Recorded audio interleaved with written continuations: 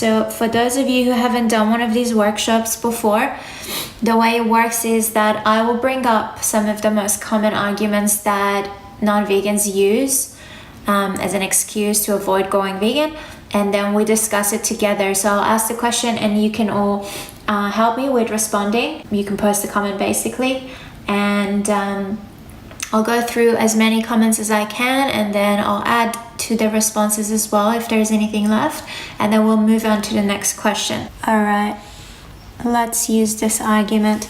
What do you say to non-vegans that they say they tried to go vegan in the past and it made them really sick? So how do you respond to someone that says, I did go vegan for 6 months, but I got really sick and unhealthy, so I went back to eating some animal products? The first thing I would ask is, how long did you try to go vegan?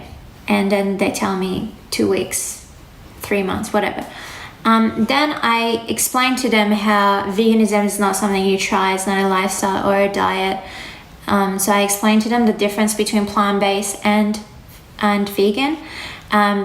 Because when people say I got sick, they mean I got sick because of what I was eating. They don't mean I got sick because I wasn't wearing cow skin, right? So they're not talking about other aspects of veganism, they're only talking about the diet. So we should make that very clear that this is what plant-based means, this is what veganism means. After you explain to them what veganism is, then go back to what they said about being sick. Ask them specifically, so what were you experiencing? With veganism, there are so many ways that you can do your diet. So a plant-based diet could be whole foods, could be eating raw, could be eating mainly raw and some whole foods, could be eating a combination of whole foods and junk food, could be just eating junk foods all day, every day. And again, with that, within that, there are different ways that you could do it. So it's not like there's one vegan diet and everyone follows that. It depends how they did it, and maybe because people are conditioned to think that veganism is unhealthy, you're going to be malnourished and you're going to have iron deficiency and all of that. Because they have that mindset, they expect that there's something wrong with them as soon as they try eating more plant-based food and they don't give themselves enough time. Although this wasn't the case for me, and I know for many of you, it's like as soon as you decide that you want to eat vegan food and you don't even look back and you're not waiting for health results, you're just like, I'm doing the right thing, I feel good, about my decision.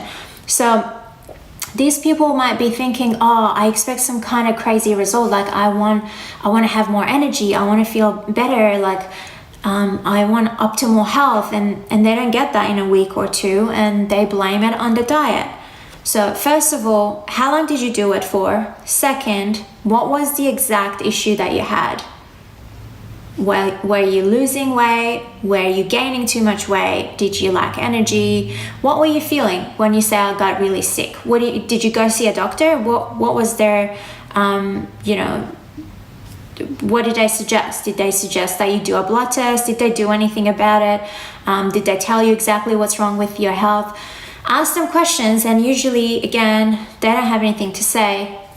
But if they do say something like, I was low in iron, you go back to the response that we just covered. If they were low in any mineral or vitamin, you can cover that. And and that's it. And then the other thing that you can say is talking about how there are different plant-based diets that you can try. So you could be eating junk food, obviously that's not healthy. A whole foods plant-based diet, even WHO has said, is the healthiest diet on the planet and is suitable for everyone, for babies, for children, for pregnant women, for older people, everyone.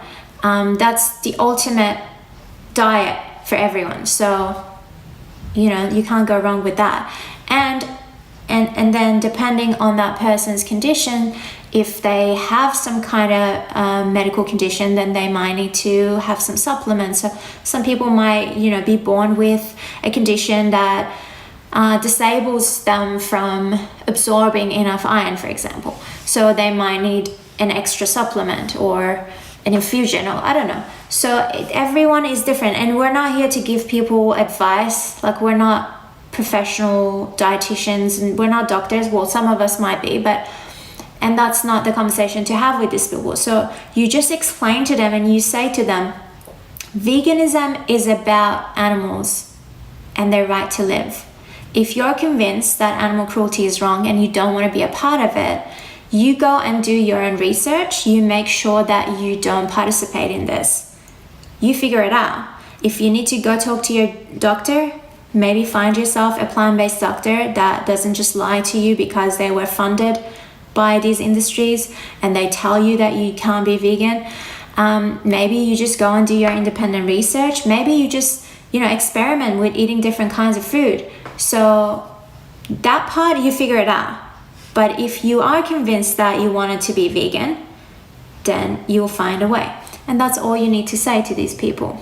How do you respond to a meat eater saying they can eat animals and still love them? So how do you respond to someone that says, I love animals, but I still eat them? How do you respond to that? Yeah, so if someone says, I love animals, but I still eat them. And I guess taking it another step further, especially if you're talking to a hunter, they sometimes say this: I respect animals and I eat them.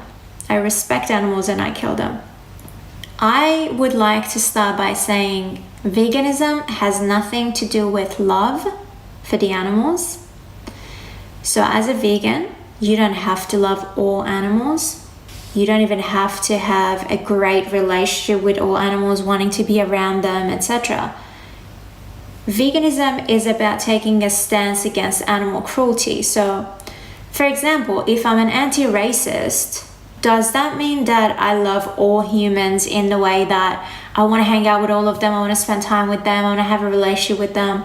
No, I may not like a lot of people, and I don't. And I know that everyone feels the same way. Like, you don't like or love every single human being around you. Some people drive you crazy. They're annoying. You don't want to hang out with them. But at the same time, you don't want them to suffer and die. You don't want them to be discriminated against. You don't want them to be oppressed. So veganism has nothing to do with love. It has everything to do with justice and respect for these animals. That's why I made that point about sometimes hunters saying, I respect these animals. I respect my animals that I kill. You don't respect someone while you're taking their life. So it's not about love. It's not necessarily about compassion. You don't have to have compassion for all human beings to not want them to be oppressed. But you do believe in justice and you do respect that they deserve to have a life. These animals are individuals. They need to be able to just experience life. We don't have the right to take their life. It's as simple and logical as that. And that's why we're vegan.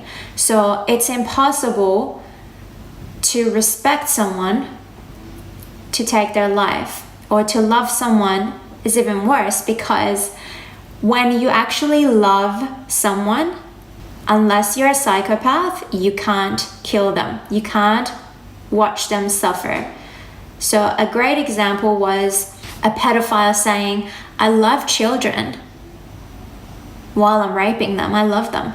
Well, you're causing suffering to them. You're traumatizing them. How could you love them? You're just a psychopath if you do that. If a rapist says the same thing about women, I love all women, that's why I rape them. Well, you're causing harm to them, so you can't be. If a murderer said, I love all of my victims that I kill, it just doesn't make sense. And I love all of you that used in your response, you actually didn't use pets or dogs or cats. I prefer to make the comparison to the human individuals instead of another animal. So I know that a lot of people that say this are speciesists, meaning they value the life of a cat or a dog over a pig, a cow, a chicken, a fish. I know that. But it's even more powerful if you say, if you love your wife or your child, would you kill them? Would you murder them? Would you eat them? And then the response would be like, oh, well, we don't eat humans, but that's fine. You don't even have to eat them. Do you kill them while you love someone? So that's a stronger point to make. But going back to comparing it with other animals, so a lot of you said, no, the animals that you love are not the same as those animals you eat. So you love dogs and cats, but you eat cows and chickens. So while that's true, and that's fine, we can use that, we have to confirm that before we make that point, because that person may not actually have a cat or a dog at home, and they might, if it comes to it, they might actually say, yeah, I may once try dog meat. People do it in Asia, so be careful when you make that point. And another thing is, I noticed that a few people said pet and owning pets. So I just want to make a point about that. As vegans, and especially as animal rights activists, it's very important what language we use. So referring to animals at home, like cats and dogs, as pets is actually going to harm our message. So let's just use companion animal instead, because when you refer to someone as pet, it's kind of like they're just your pet, like you own them, they're your slave basically. And the other thing is saying you own animals. So, you know, I've even seen people say, people that rescue cats and dogs, they say, I'm looking for a new owner for this beautiful animal. Well, no, because this beautiful dog or a cat is not a slave. They're not looking for an owner. They're looking for a new home. They're looking for, I mean, a lot of you who have dogs and cats at home, you refer to them as your children. So that dog or that animal needs a new home, or new parents, or a new carer or caregiver or companion or whatever it might be, but definitely not an owner. So I just want to make that point quickly. Okay, great question. When doing outreach during Cube of Truth, how do you approach non-vegans to start a conversation? So at the Cube, with what we have created with the Cube, it's interesting enough for people to get curious and come to check it out. And that was the whole idea.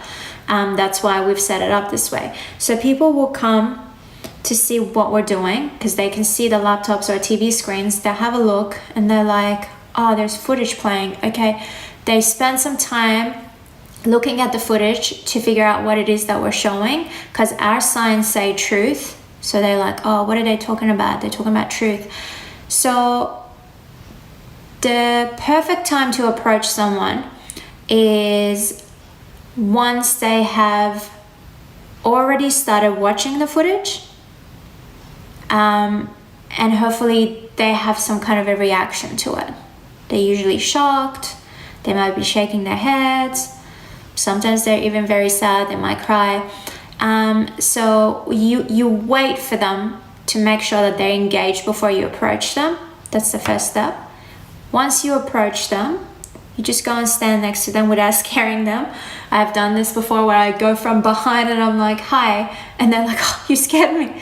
So you just go and stand next to them, make sure they see you first, and then just say hello like a normal human being, and then just ask them questions. So some of the most common questions that we recommend you use is,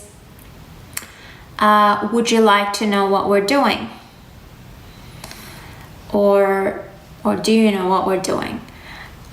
So the reason why we like to start with asking a question is because when you ask someone a question rather than just telling them what we're doing, you're actually getting a commitment out of them. If that person says yes, they've already committed to a conversation. If they say, no, I think I know, and they walk off, you know that you didn't want to waste your time on that individual. So you say, would you like to know what we're doing? And then they say, yeah, tell me about it. And you say, okay, so this is standard practice in whatever industry that is, that specific footage, meat, dairy, egg, whatever, and this happens, you know, all around the world, blah blah blah. So you give them information about that footage, and then you ask them more questions. Again, one of the first questions you should ask is, would you say you're against animal cruelty? Usually people say yes. Sometimes people are very smart, so they're like, I know where you're going with this. Unfortunately, I still eat meat, or something like that. So they give you something to work with. And that's how you continue with the conversation. You just ask a lot of questions. Sometimes you need to just make statements and preach for a little bit, but there's a time and a place for that. We don't want to just be preaching. You don't want people to just be looking around while you're talking. You want to make sure that throughout the whole conversation, that person is 100% engaged and they're interested in the conversation. And the way to test that is by asking questions every now and then. So that's basically how you approach someone at a cube. All right. Thank you all so much for joining me for this live stream again. I love doing these workshops, and I learn a lot from discussing all these arguments with you all. So I hope that this was useful to you as well.